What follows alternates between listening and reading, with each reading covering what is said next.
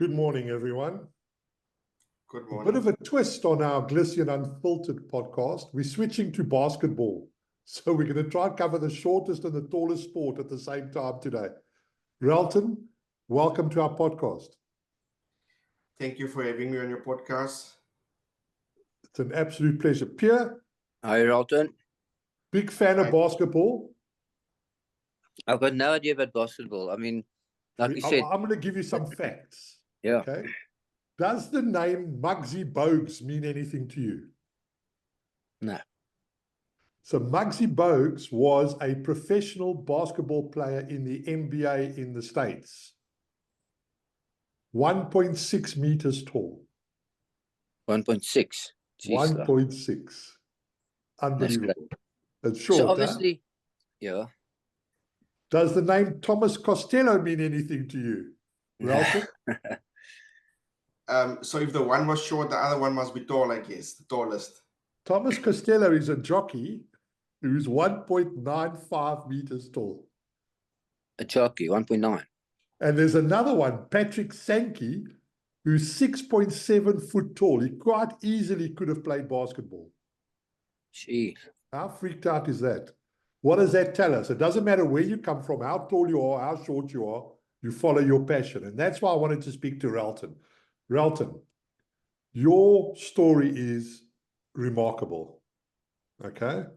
To say the least. Scholarship to university, followed your passion. Like, tell us about basketball in South Africa, because I didn't even know that it was such a big thing.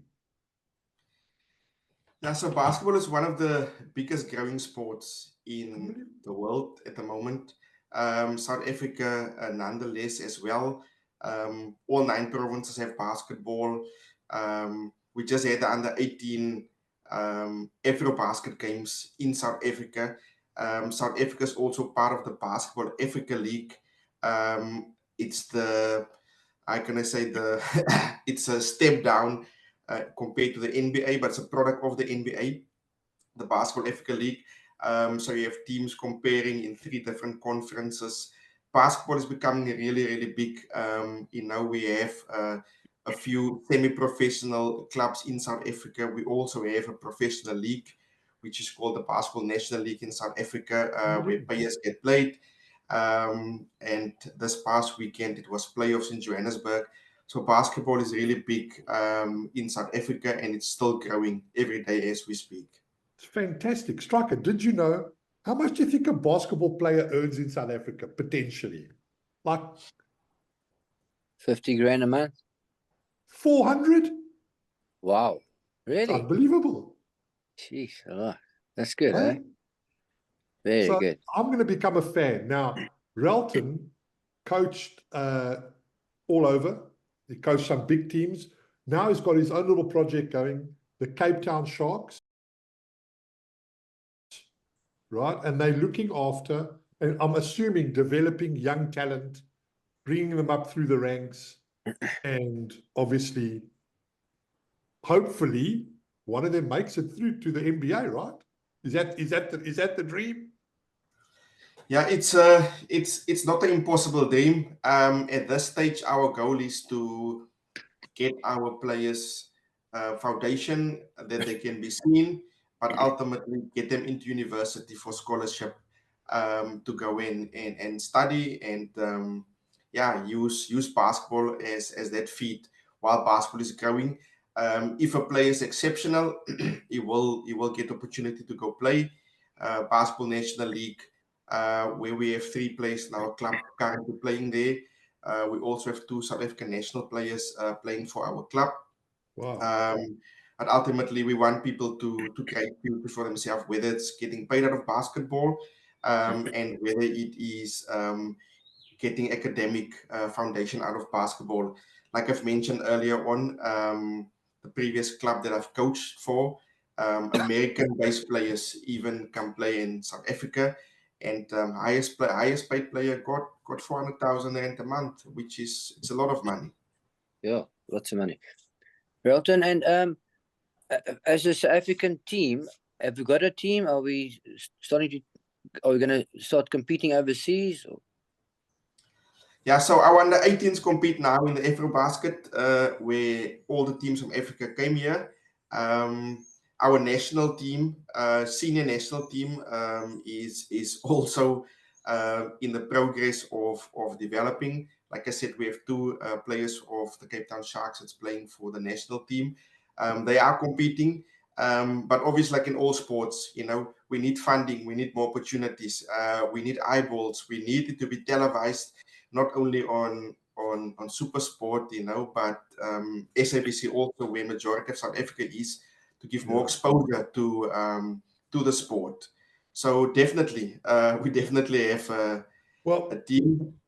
Even though I live in England, I'm still South African, and we've got Gayton McKenzie, the Minister of Sport now, and he certainly seems to be making positive inroads, right? Doesn't matter where you sit on the political line, but he at least seems to half get what sport needs to do. So as a jockey, you would come up as obviously you get identified as being short, thin, and then you get fed into a system that brings you along. I'm assuming basketball is slightly different. Like you've got to join a club, I suppose. Yeah. So we have school systems where people can start playing. Some schools from primary level, and then we have club levels that start at U12. Some other provinces U10 even. So from a young age you can develop the skill, just like rugby. And yes, Gayton McKenzie is there. He's made a lot of positive inroads in sport. We see now he's trying to bring the F1, the formula to South Africa, which will be good. Even want to make spinning a sport. And obviously, was nice to see him with the Springboks lifting the championship trophy in Mbombela a few weeks ago. But this is Glistian Unfiltered. So I'm going to ask you a proper question now. There's a boy, he's 14 years old, he's 6'2".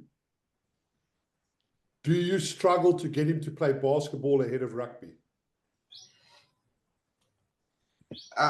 It depends on a lot of things. It depends on the culture he grew up. If I can just take, for example, I spoke to my sister's son a few days ago. He doesn't even know who Mani Lebok is. He doesn't watch rugby. So it depends on the culture. Yes, it depends because his parents is into different type of social activities. It depends on the culture. It depends where he grew up. It depends on the influence at school, influence at parents. Look, it's never our intention to let people choose between basketball and rugby. But it ultimately depends on their interests, you know, and the exposure, right? Without the exposure, they don't know. So we're facing a big problem in racing, eh, Piere? We're not getting enough people being exposed to racing. It's you muted.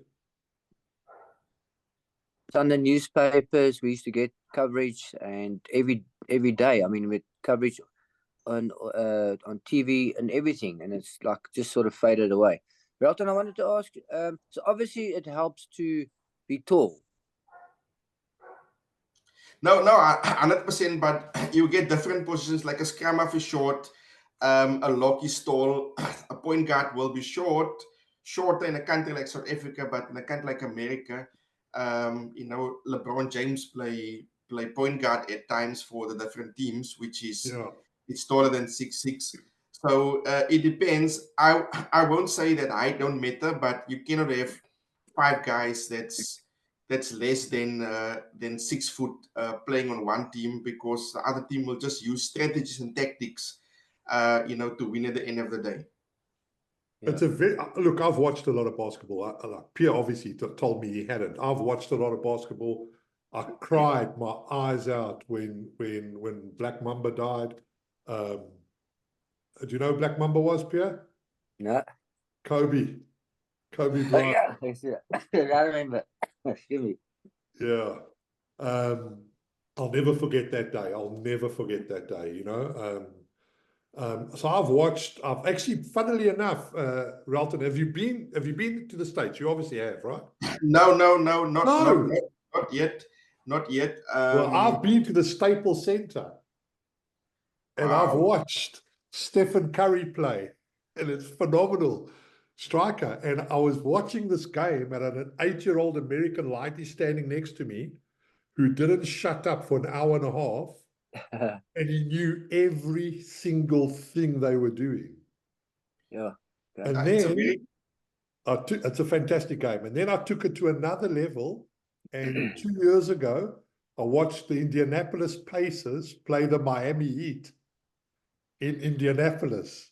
And it was astounding.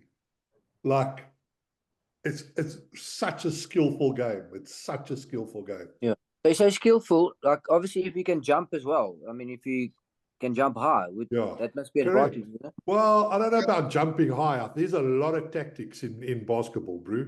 Like the diamond formation, and I've watched all this stuff. Yeah, And, it's very technical. It's a very technical game.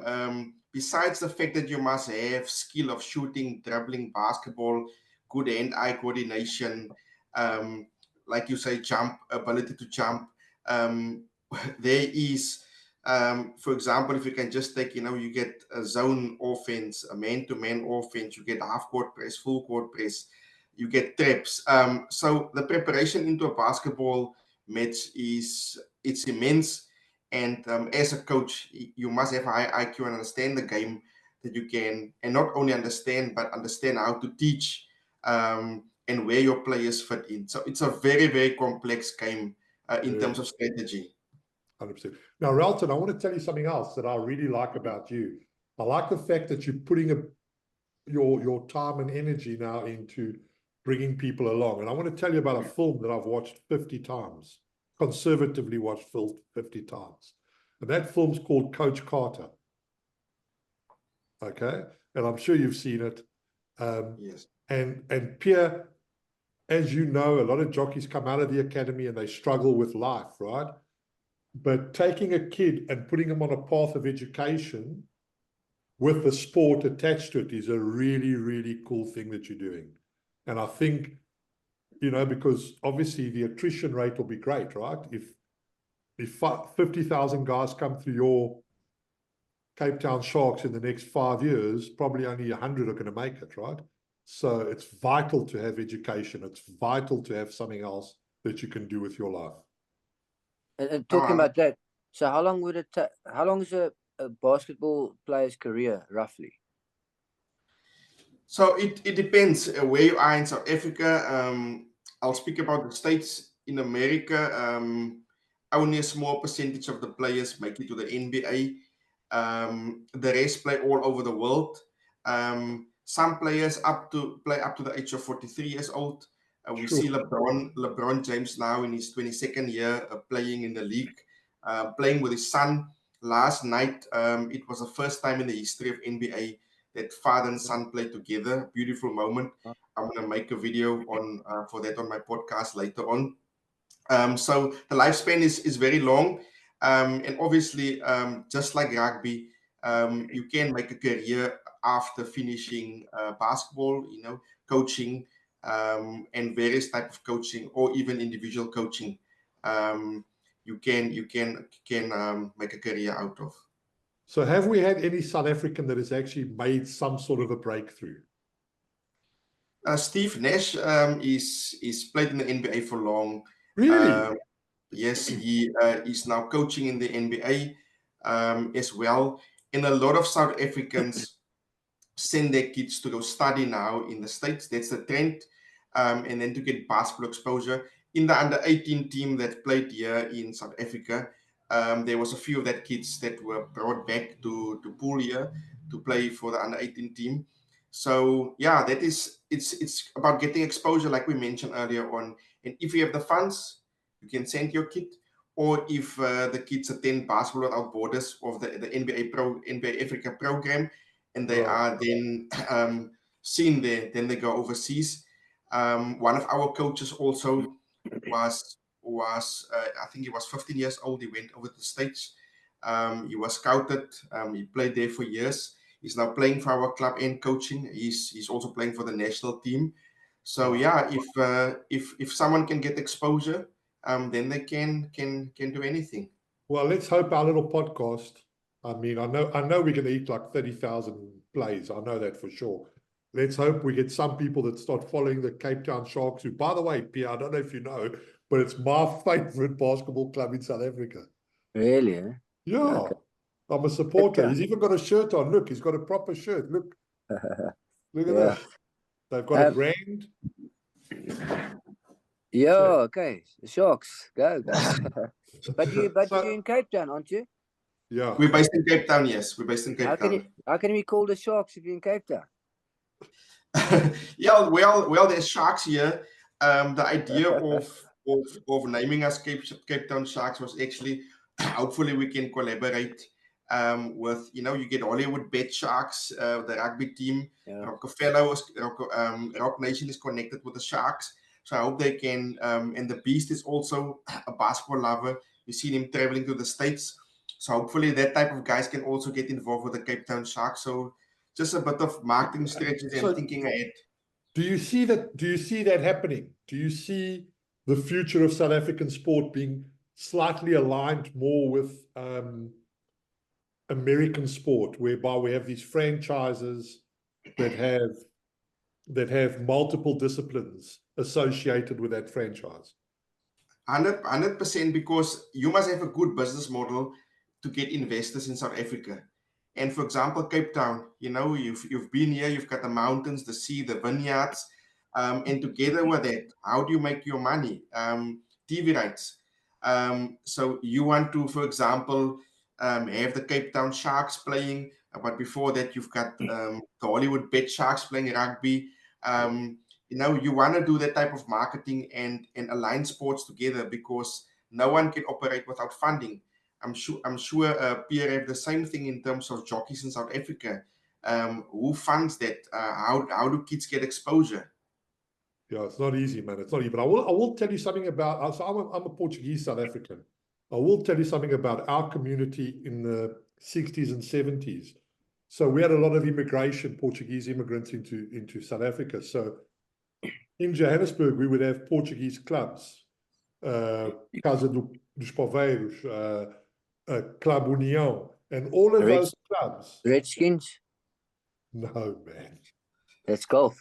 Are you joking? I'm just throwing out random names. No. But what I was going to say was, so all of those clubs had one club, and then we had hockey, rugby, running, football, netball, five-a-side, all under the club banner. So the idea was to get the community involved with the club, and then whatever your kid was into, they would play. And that's the best model, right? Because then you've got one brand at the top. And I'm often wondered why more people don't do it like that. But I think it's clever that you've called yourself the Cape Town Sharks, because that is the future. But also, I would like to expand the club, but you need volunteers. Look, I play cricket as well. I play hockey as well. So you wanna involve all the sporting codes into one sport. One example of what you mentioned now is Ferroviário da Beira from Mozambique. They one club. They got soccer, they got basketball, they got everything, and they're sponsored, by the mine. So all of their sports is well covered. In South Africa, I hope they move to that model. More unity. Well, if you look at Benfica in Portugal, Sporting, Porto, all of those, so Portugal really has that model as well. You can be a Benfica athlete and not play soccer. You'll be a runner or hockey or whatever, netball, five-a-side. And so I think it's a great move on your side to call yourself the Sharks, because you're already putting yourself in a position of either acquisition or joint venture or whatever. Collaboration. Absolute cooperation, correct. Because you want the kid to be a fan of the brand and then just play whatever sport, right? And you want this, absolutely. Okay, we're gonna have a bit of fun now. I'm gonna ask you a few questions. Let's see how good you are. If you didn't have to sleep every night, what would you do with all the extra time? I will develop more applications. As I have not mentioned, I'm a software developer. A lot of ideas I have in my head, so I would have developed more apps. So you just work more. Yes. Okay, so if you were the leader of South Africa, what would the press say about you? I'm firm. I'm strict. I have a no-nonsense attitude. Okay, well, that leads me to the next one. When last did you laugh uncontrollably? I think last night. It's my therapy. It's my therapy. You know, I watch some funny videos before I go to bed. Oh, do you? What, TikTok, Instagram? No, on all of them. You know, mostly Facebook. Oh, okay. So I want to tell you a very quick story. I watched one the other day. Striker, you'll love this. So Piere and I have known each other a long time, and he was the victim of a very big prank that I pulled on him about 18 months ago. Well, about 14 months ago, like a proper prank. But Piere, I watched this video of these guys. 5 or 6 buddies all got together. They had a few drinks, and they spiked the one guy's drink with sleeping tablets. He fell asleep. They took him to a hospital, put him in a bed, got everybody involved. When he came up, the doctor said he'd been in a coma for 10 years. Jeez, that's terrible. His buddies come out looking older, right? This took some serious planning to do, by the way. His buddies come out looking older. They've brought a 10-year-old lighty into the room, and they said that he'd got his chick pregnant.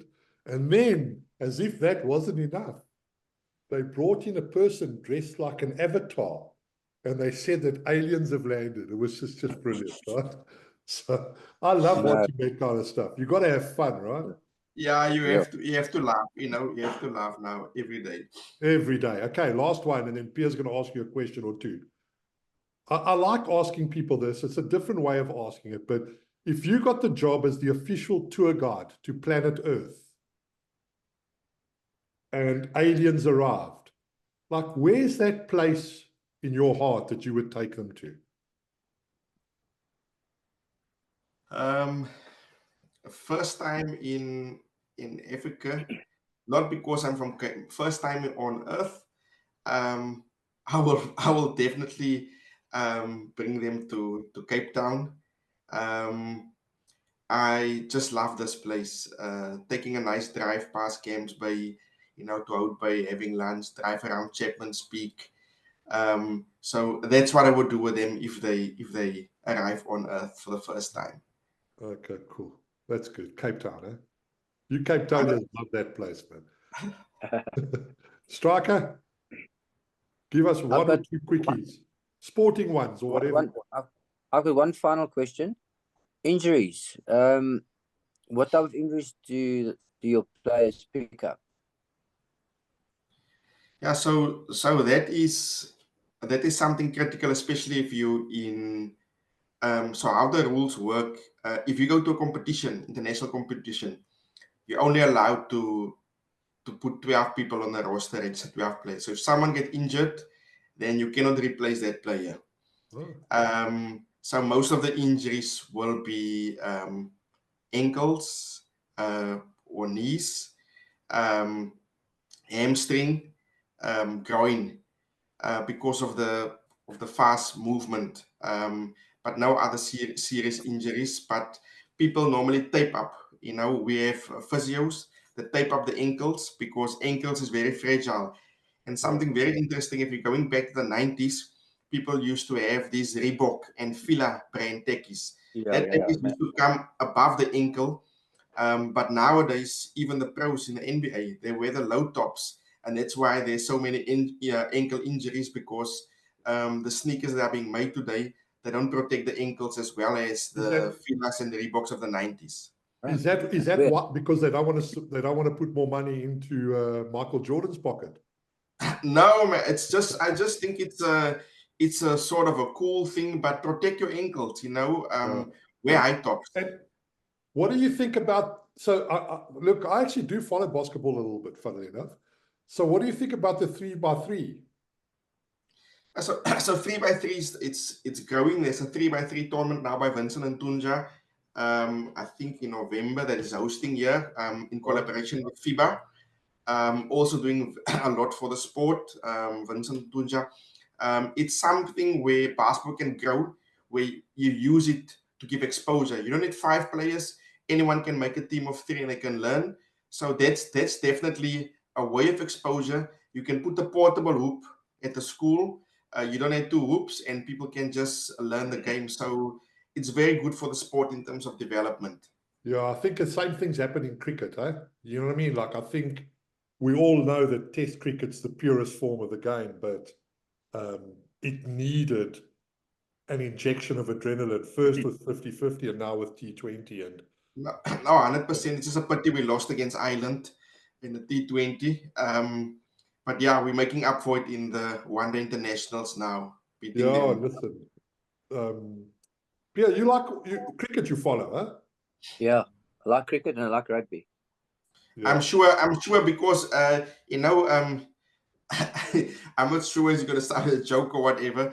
Since Themba Bavuma have not been auctioned off for the coming T20 series, and no one wanted to buy him. He's short. He must go be a jockey. I think he's 1.5 or 1.6. Oh, he looks like Musieni. He does, he does. Listen, by the way, Skulk Brits has ridden a racehorse at Gravel. Really, eh? and Relton was at university with, remember, Skulk told us. Yeah. That promo that they did, and Relton went to university at Stellenbosch with Skulky. Yeah. He's a great guy, by the way. No, 100%. If you talk about someone that have a pure heart, pure intentions, always happy, that's 100% him. So much respect. So much respect for that guy. We tried to touch base a few weeks ago when I was in Stellenbosch, but then he was on his way in town because both of us travel a lot. Yeah. We haven't, but I'm going to speak to him. I'm definitely going to speak to you about Cape Town Sharks privately because I love anything to do with development in sport. And I wasn't even though I follow basketball relatively, I wasn't really sure that it was such a big thing in South Africa. And I love stories like this. I love what you're doing, Relton. It's been an absolute pleasure chatting to you. I will speak to Skulky, see if we can all get together. I'll be in Cape Town in December. Piere will be there as well. We'll hook up, have a lunch or a dinner, talk cuck to each other, and hopefully convert South Africa's legend, Piere Striker Strydom, into basketball. Yeah, we'll be coming to Switzerland next year. I want you know what they say, white men can't jump. Do you remember that movie? Yeah, no, 100%. Yes, I was saying that we're coming to Switzerland next year. I want the 18th. Okay. There's organization called Bokke Ballers. People from South Africa that moved overseas, and they're organizing a under 18 tournament, and they invited us in Switzerland. Yeah, to Switzerland. Oh, okay. Yeah, so I'm looking forward. That'll be nice. 99% of the kids haven't flown before. Yeah. So it's exposure, man. That word exposure I will take out of this podcast interview today. Exposure. Well, we do that all the time. You know what I mean? Like I feel like as a brand, Glistian, you know, we don't even have a lot of followers on our Facebook page and on our Instagram and whatever. So I don't think it's about numbers. I think it's about engagement. I've always said that, right? So, I mean, you know, we did a podcast last week. We've had over 50,000 views, which, I mean, I know compared to 50,000 is a lot. 50,000 is a lot. It's a lot. But compared to international stuff, it's like really not a lot. You know what I mean? But, just like but it is a lot, you know? And if anybody can come away from today and just say, do you know what? Let me look up the Cape Town Sharks. Let me look these oaks up. Let me go and watch a game, buy a hot dog or buy a beer, and all that just starts to connect. And I think that's a great thing, you know? So I want to thank you so much for doing this. And we'll see you soon. Thank you for your time, and I'll see you guys in December. Thank you, Relton. Cheers. Thank you, sir, guys. Cheers. Bye-bye. Bye.